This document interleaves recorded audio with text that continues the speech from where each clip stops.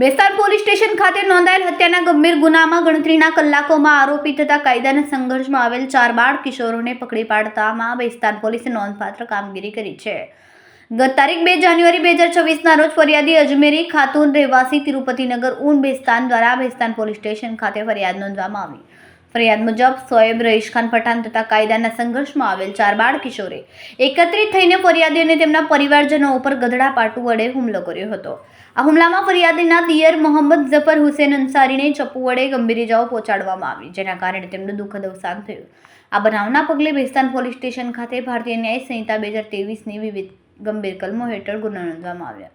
ગંભીર પ્રકારના ગુનાનો ભેદ ઉકેલવા સુરત શહેર પોલીસ કમિશનર સહિત ઉચ્ચ અધિકારીઓના માર્ગદર્શન હેઠળ બેસ્તાન પોલીસ સ્ટેશનના સર્વેલન્સ સ્ટાફ દ્વારા તાત્કાલિક તપાસ શરૂ કરવામાં આવી. ટેકનિકલ એનાલિસિસ તથા હ્યુમન સોર્સિસના આધારે મુખ્ય આરોપી સોએબ ખાન રઈશખાન પઠાણ ઉંમર વર્ષ 18, 11 માર્ચ સહિત 4 બાળ કિશોરોને ડિટેન કરવામાં બેસ્તાન પોલીસને સફળતા મળી છે. ગઈ તારીખ 2/1/2026ના રોજ બેસ્તાન તિરુપતિનગર બજરંગી બિલ્ડિંગ છે, કાલી પીચ રેલવે ફાટક પાસે આવેલી છે.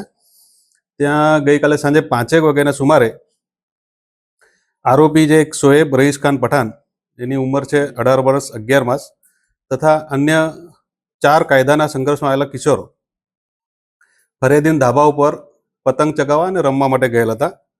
તે વખતે એક કાયદામાં સંઘર્ષમાં આવેલ બાળકે ફરિયાદીના પાણીના કેન ઉપર પેશાબ કરતા ફરિયાદી તથા અન્ય એક ભોગ બનનાર છે એનો જેઠ પતિ તથા મરણજના એનો દિયર જોડે આ કાયદાના સંઘર્ષમાં આવેલા બાળકોનું તથા મુખ્ય આરોપી સોએબનો ઝઘડો થયેલો. મારામારી દરમિયાન મુખ્ય આરોપી સોએબે મરણ જનાર ને છાતીના ભાગે ગંભીર ઈજાઓ પહોંચાડેલી અને જે ભોગ બનનાર છે એને પણ ઈજાઓ પહોંચાડેલી અને એક મર્ડરનો બનાવ પામેલ એની સૌપ્રથમ જાણ કંટ્રોલ રૂમમાં થતાં બેસ્તાન પોલીસ, જીઆઈડીસી પોલીસ તાત્કાલિક એક્શનમાં આવેલી, સ્થળ વિઝિટ કરેલી. મેં પણ જાતે સ્થળ વિઝિટ કરેલી સાંજે, અને ફરિયાદીની ફરિયાદ લઈ કાયદેસરની કાર્યવાહી કરી. આજે મુખ્ય આરોપી છે સોએબ તથા અન્ય જે કાયદાના સંઘર્ષ બાળકોને ડિટેન કરવામાં આવેલ છે અને તેવી વિરુદ્ધમાં કાયદેસરની કાર્યવાહી હાથ ધરવામાં આવેલ છે.